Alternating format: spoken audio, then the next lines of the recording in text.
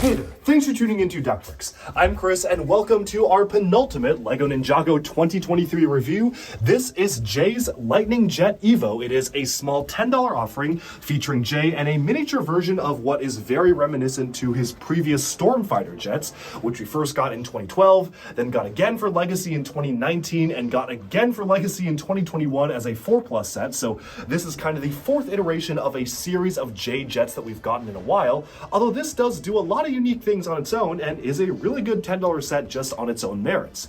Now, if you're curious, I have actually already put out a full review of every single one of the 2023 LEGO Ninjago sets, which you can see all combined right here. So if you want to take a look at that mega review, do go check it out, linked in the description below. But if you only want to see my review on Jay's Storm or Lightning Jet, then you're in the right place. Let's jump right into the review. Alright, so this right here is our next Ninjago set. 71784 is Jay's Lightning Jet EVO, retailing for $10 or 10 euros. This comes with 146 pieces, which is a 6.8 cent price per part ratio, which is actually really good, featuring only one minifigure, which is Jay in his standard core outfit from January 2022 without the armor piece. This is basically a scaled down $10 version of the original Stormfighter jet from 2012, which also was remade for Legacy in 2019 and remade again for Legacy 4+ in 2020, making this basically the fourth time we've gotten a very similar jet build for Jay. But that's not necessarily a bad thing, because this formula is definitely one that works very well. Now, initially when images of this set were first released, I wasn't the biggest fan of it. I definitely felt that this was a little bit repetitive in terms of what we had gotten in the past. It didn't seem like that interesting of a build to me, but I am happy to say that after putting this together, I was wrong. And there are actually a lot of interesting things going on here that I didn't really immediately notice when first looking at images of the set itself, making this a lot more interesting than it first appears, and making this also one of the most fun small-size builds that I've done in a long time. First of all, I will have to say the EVO progression of the set was fairly standard, not a lot going on here. In case you aren't aware, the EVO sets all have some sort of a gimmick where as you're building the sets, you can add on certain parts of them on the later steps to make them feel armored up. For this set in particular, it was just a matter of removing these pieces right here, removing the blades in the back, and removing this particular aspect right here. So you have basically the standard form of the jet. I believe the swords were off too, so you basically just have this version of the jet, so he's flying around and maybe he's caught in a thunderstorm and needs some extra maneuverability, or he needs to battle some sort of opponent, so he needs to add weapons, and that's where the EVO gimmick comes on. So all of these are ways to quote-unquote evolve the set themselves, so to kind of power it up and add these aspects onto the jet. I think that the EVO gimmick is done a lot better on, say, the Dragon sets, where you actually have different components of the limbs and wings swapping and being added onto each other, whereas for the jet itself, it really just feels like adding on gold accents onto a normal jet, but you know, it's just fine as it is, and the final build looks good and finished and complete. Now, my favorite part of the set and my favorite part of the build, and probably the most impressive part to me, was the way that the engines on the side were done. I was very pleasantly surprised with the amount of detail managed to include in the engines themselves, where specifically you've got a clip element here that's attached to one of the new 2022 clip elements that was introduced for the Monkey Kid Staff of Creation set in 2022, but now has appeared in a ton of other sets. Very cool to just see this being mounted specifically at a fixed angle here, and you have the standard flap wing pieces just closing upwards to really make it feel like these are jet engine intakes, and it just looks really good. It fits right into the build itself and really does feel streamlined compared to the rest of the silhouette of the jet.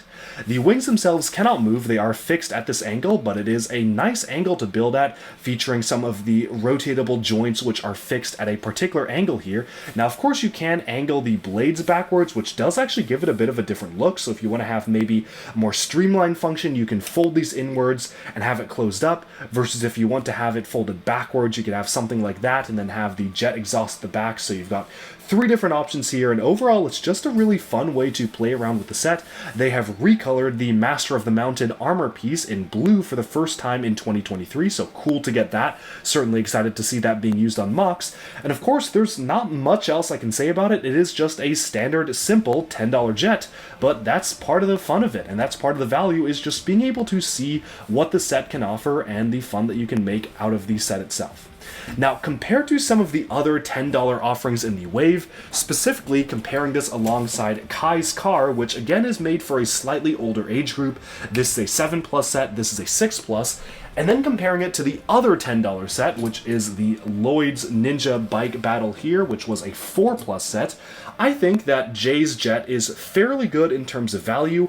I do think I'm a bigger fan of Kai's car in general, just because of the amount of detail they managed to fit in and how fun it is to just roll around, but this is a close second tier. And altogether, I'm just really glad Ninjago is making $10 offerings like these sets to really introduce new fans into the theme, and again, this is what makes Ninjago evergreen. It's that they can keep on bringing in new audiences every single year of new fans of the show and the set line, and these are great sets to get kids introduced to it.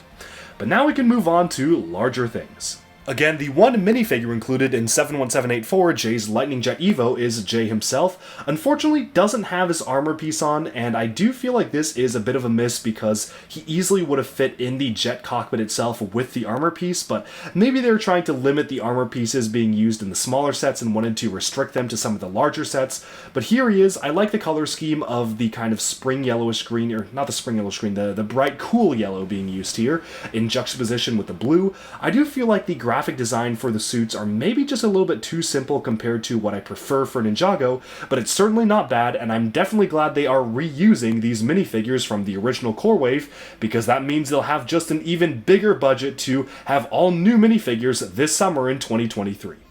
Alright, and with that, we have summed up our review of Jay's Lightning Jet EVO.